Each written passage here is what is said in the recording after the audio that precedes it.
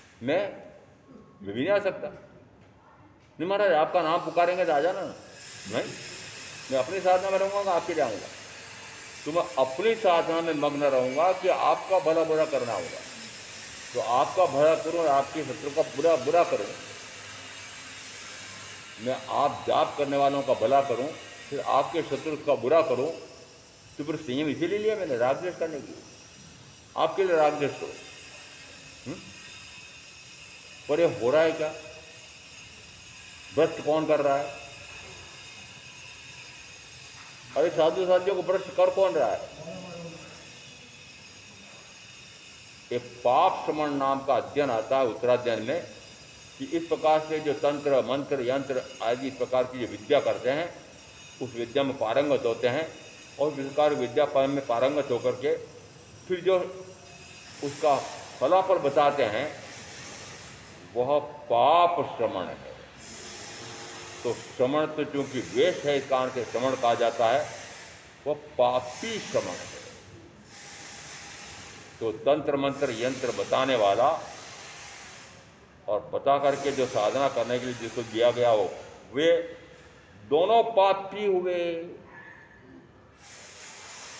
5 परमेश्वरी का नाम किसके ले लिया कि धन बरस जाए, धन बरस जाए। तो मैंने कहा हमारे यहाँ तो भिक्षा लेने का भाव होते ही उन भावी तीर्थंकर के वर्षीदान करने के लिए पता नहीं कितना, मुझे तो याद भी नहीं रहता वो आंकड़ा, इतना धन आ जाता है। कहाँ से आ जाता है? और वो देवता रख के चले जाते हैं वर्षीदान में। मैंने कहा वो देवता इस प्रकार का जो धन रख जाते हैं, फिर देता कौन है 1 वर्ष तक दान? अरे भावी तीर्थंकर देते हैं ना, 1 वर्ष तक दान देते हैं, वर्षी दान। पैसा किसका है?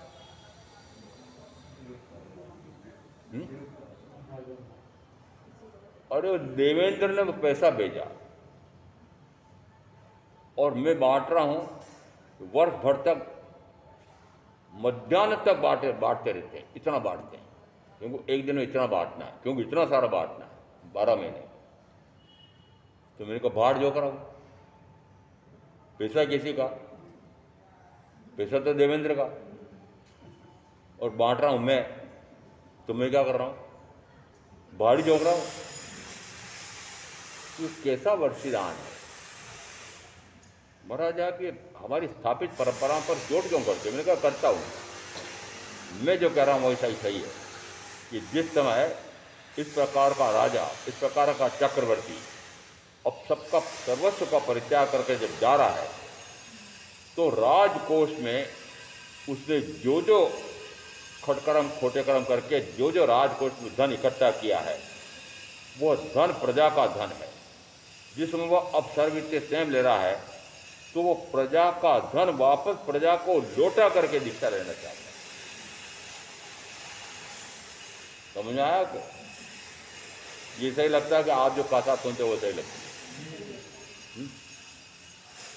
दूसरा मैं कह सकता हूं, पुराने जमाने में मैंने देखे, यदि मकान पुराना तोड़ो तो तोड़ते समय दीवार में, भूगर्भ में इस प्रकार की हांडियां मिलती थी।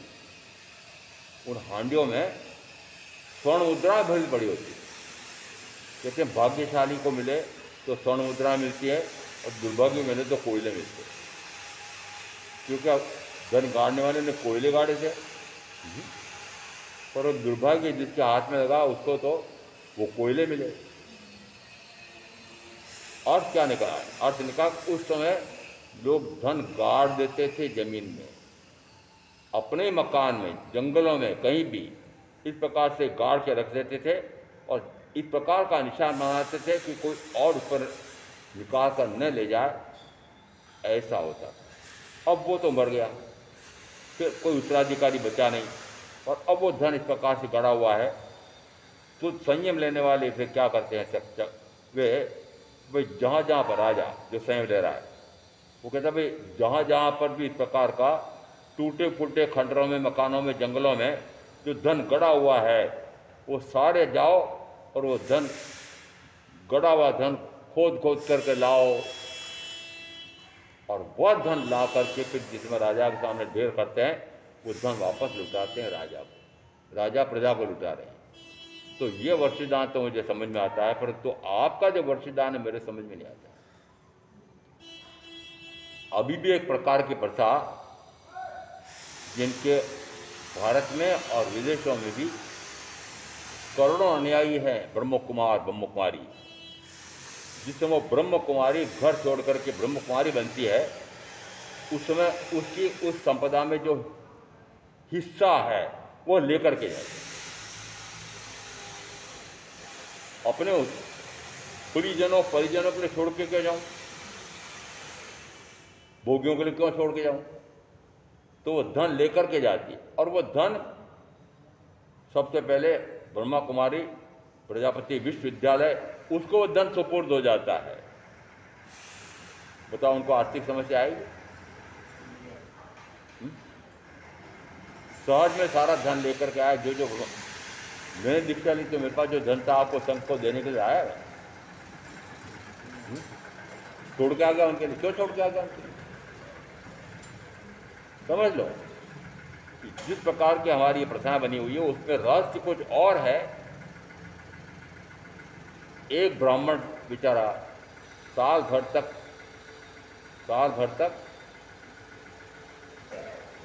नगरी में रहा ही नहीं था, और वापस आया तो उससे पता लगा कि ऐसे ये वर्धमान राजकुमार जिस समय दीक्षा ले रहे थे, उसके पहले 1 साल तक उन्होंने वर्षीदान दिया था, तुम कहाँ रह गए? और मैं ऐसा चला गया, विदेश में धन कमाने के लिए चला गया था, वहाँ भी कोई विशेष मिला नहीं, और यहाँ भी खो दिया मैंने। वो भागा भागा पहुँचा। अब भागा भागा पहुँचा तो कहा जाता है कि मुनि बनने के समय इंद्र एक देव दृश्य उनके कंधे पर डालता, 1.25 लाख सोने की कीमत वाला होता। आधा तो कहीं मामुनि वहाँ विचरण कर रहे थे, झाड़ियों में फंस गया। वो झाड़ियों में फंस गया, वो किसी को मिल गया, और रफूगढ़ को जाके कहा जरा इसको सुधार दे। उन्होंने कहा तुम इसको तो मैं सुधार दूंगा, तुम इस प्रकार का आधा और ले आओ तो नंदीवर्धन राजा उसको खरीद लेंगे, 1.25 लाख सोने या मिल जाएंगे तुम्हें। और वो ढूंढता फिर रहा है कि वो आधा कहाँ मिले। जिस समय माँ मुनि महावीर ध्यानस्थ खड़े हैं, आपकी कथा लगी, मेरी कथा लगी। माँ मुनि महावीर ध्यानस्थ खड़े हैं, और वे तो आत्मध्यान में मग्न है। वो कंधे पर पड़ा हुआ आधा वस्त्र देवदृश्य वो उठाकर भाग गया। आधा झाड़ियों में फंस गया, उनको पता ही नहीं है। आधा कंधे पर से कोई उठा ले गया है। और अब मैं इसलिए कह रहा हूं कि उस समय महामुनि महावीर ने द्रवित होकर के उसको वो देवदृश्य अपने हाथों से दिया। यदि मुझे आपने कोई वस्त्र दिया है तो मैं किसी गरीब को वापस आधा दे सकता हूं? दे सकता हूं क्या? नहीं दे सकता। अजमेर में इस प्रकार का एक मंडप है, जैन सारक, बहुत पहले की बात है। उस मंडप के आसपास लक्ष्मतियों का कोठियां बनी हुई थी, तो लाखन कोठरी कहलाता। वो लाखन कोठरी में से लोग भाग भाग करके बाहर जाने लगे। क्यों भाग जाने लगे? कि मुसलमानों ने, अजमेर के दरगाह पास है, बड़ी कीमत है, तो उनकी कोठियाँ खरीदी। तो पहले तो भारी कीमत देकर खरीदी, और ख़रीद करके वो उसमें प्रविष्ट हो गए। तो अब वो मुसलमान ही मुसलमान बढ़ते रह गए। अब बाकी बचे हुए उन लाखन कोठरी की कोठियों को बेचें तो कोड़ियों के भाव बेच बेच के भागना पड़ रहा है। तो वो सारे इस प्रकार से भाग गए, और अब वहाँ लाखन कोठरी का वो मंडप उस समय भी कहा जाता है कि लाखों करोड़ों रुपए का है। तो मैंने कहा भी यदि ऐसा मंडप आपका है, इस मंडप को मुसलमानों को बेच दो। अरे महाराज, अरे महाराज, सानक को बिकता है क्या? और आज हालत क्या है? आज हालत उस मंडप की है कि कोई साधु साधु वहाँ पर शेष का जाए तो ऐसा करने जा ही नहीं सकता, ऐसी स्थिति हो गई है। बेकार हो गया। थोड़े दिन बाद कब्जा कर लेंगे। समझ में आ रहा है कि हमने जो रूढ़ियाँ बना रखी है और रूढ़ियाँ इस प्रकार की है, धर्म स्थान है, ऐसी स्थिति हो गई है, तो पहले तो ऐसी स्थिति हो क्यों रही है? हो क्यों रही है? क्यों इस प्रकार से वो बढ़ते चले जा रहे हैं? क्यों हमारे जैन स्थानक और हमारे जैन अल्प संख्या में आ रहे हैं? कारण ढूंढो, कारण ढूंढो। और इसलिए मैं कहता हूँ कि जैसे वो मंडप जैन स्थानक मुसलमानों का हो जाएगा, उसी प्रकार से आपके 10 12 15 साल 20 साल बाद ये स्थानक भी मस्जिद बनेगा। जो बाद में देखने वाले बचेंगे उनको बता रहा हूँ कि 15 साल 20 साल बाद यहाँ पर महामंत्री जी चेता रहा हूँ आपको कि आपके बेटे बेटी तो अब पढ़ने के लिए यहाँ आते ही नहीं। क्यों? क्यों? उनको तो आपने ऐसी ऊंची से ऊंची पढ़ाई करने के लिए भेज रखा है कि वो इस प्रकार की पढ़ाई करने के लिए नाम ही नहीं लेते, आते ही नहीं। तो आज से 15 साल बाद क्या होगा? जो अभी हैं, आपकी उम्र गिन लेना, जो हैं 15 साल 20 साल बाद ये सारे तो ऊपर चले जाएंगे। फिर स्थानक को कौन मिलेगा? कौन मिलेगा बताओ सही? ये भंगार। अरे कौन मिलेगा? भंगार की जरूरत नहीं है, वो मुसलमान आएंगे यहाँ कब्जा कर लेंगे, मस्जिद बना देंगे। समझ लो, अपनी संख्या प्रथम तक तो घटाते घटाते घटाते शून्य कर रहे हो, और उसके बाद में उनकी संख्या निरंतर बढ़ रही है। और संख्या के बल पर आज राज्य सत्ता मिलती है। और उस समय यदि 25 साल बाद की कहा जाता है कि भारतवर्ष में मुसलमानों की संख्या हिंदुओं से भी अधिक होगी, उस समय सोचो कि जैन और जैन धर्म का तो लोप ही हो जाएगा। कि कैसी दुर्दशा करने जा रहे हो? क्यों नहीं अपने बेटे बेटे पोते पोते को समझाते हो कि आत्म कल्याण के लिए महावीर ने जो मार्ग बताया है वो तो सुनो समझो। निरंतर चारों गतियों के चक्कर काटते काटते नरक के नीचे में भटकते भटकते तुम क्यों दुखी होना चाह रहे हो? थोड़ा महावीर के तत्व स्वरूप को, आत्मस्वरूप को समझने का भी जो पुरुषार्थ करो। कौन बताएगा मार्ग उनको? आप ही उनको भटका रहे हो। वो भटक गए हैं तो अब मेरे पास क्यों आएंगे? अब वे बच्चे नहीं आएंगे तो फिर आप 15 साल 20 साल बाद सारे बूढ़े बूढ़े से चले जाओगे। फिर आगे वाले साधु साधियों के पास कौन आएगा? तो साधु साधु भी बचेंगे नहीं। क्यों नहीं बचेंगे? क्यों नहीं बचेंगे? ये नई दीक्षा हो नहीं रही है तो बूढ़े बूढ़ी चले जाएंगे सारे साधु साधु। फिर क्या मिलेगा? कि न साधु मिलेगा, न साधु मिलेगी, न भक्त मिलेंगे। तो भंगार मकान में क्या होगा? नमाज पढ़ी जाएगी। ये संयम में न आने का फल क्या आ रहा है? आगे यहाँ तक बता दिया कि द्रव्य संयम भी इतना महत्वपूर्ण है, तो भाव संयम की कितनी महत्ता है। वो भाव संयम की महत्ता, वो भावों में संयम आ जाए तो कहा जाता है उसी भाव में मोक्ष चला जाता है। ऐसा तत्व का सुर समझ कर में आप जो साधना करेंगे उनका उस कल्याण होगा।